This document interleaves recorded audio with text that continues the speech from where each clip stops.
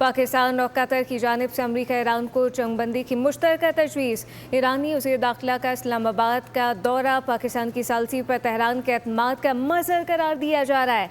पाकिस्तान दोनों फरीकैन के लिए अहम किरदार अदा कर रहा है, जबकि स्टेमसन सेंटर की रिपोर्ट में ये भी कहा गया पाकिस्तान की सिफारती ताकत महज रद्द अमल तक महदूद नहीं। अमरीकी तहकीकी इदारे में इस तमाम तर सूरत हाल का तमाम तर हक़ाइक़ का एतराफ़ किया गया है। अमरीका ईरान कशीदगी दुनिया की नज़रें पाकिस्तान, कतर और ओमान पर फिर से मरकूज़ हो गई हैं। इस तमाम तर सूरत हाल पर सीनियर तज़कियाकार एहतशामुल हक साहब हमें ज्वाइन कर चुके हैं।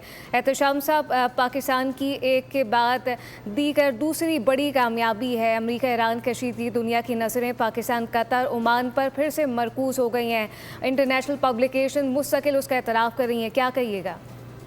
अमरीका ईरान कशीदगी दुनिया की नज़रें पाकिस्तान, कतर, ओमान पर मरकूज़ है और यकीनी तौर पे पाकिस्तान की बहुत बड़ी कामयाबी है और वक्त के साथ हम देख रहे हैं कि इंटरनेशनल पब्लिकेशन जो है वो इसका एतराफ़ भी कर रही हैं। एहतशाम साहब, कंटिन्यू कीजिएगा।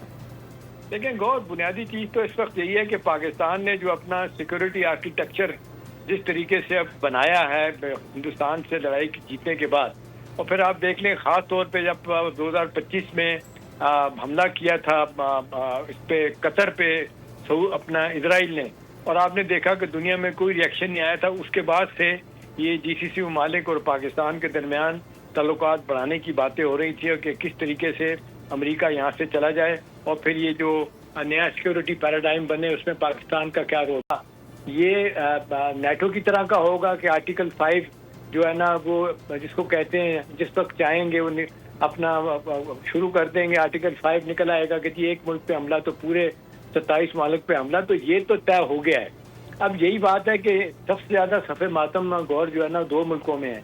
एक तो बीजेपी की 12 साल की जो हुकूमत है उनको लग रहा है कि उनके लोग कह रहे हैं बहुत बड़ा सेटबैक है और हिंदुस्तान दुनिया में पाकिस्तान की इस बढ़ती हुई रेलेवेंस को देख नहीं पा रहा। दूसरा आप देख लें जिस तरीके से अपना बिल्कुल बहुत बड़ी डेवलपमेंट है और इस वक्त एहतशाम साहब साथ ही रहिएगा।